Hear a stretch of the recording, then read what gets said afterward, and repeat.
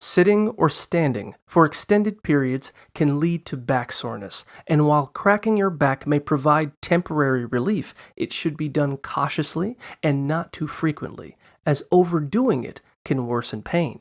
If you experience persistent back or shoulder pain, consulting a doctor is advisable.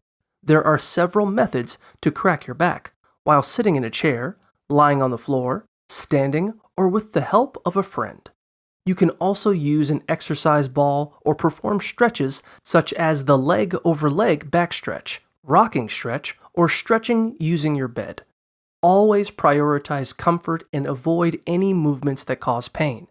If discomfort persists, seek medical advice.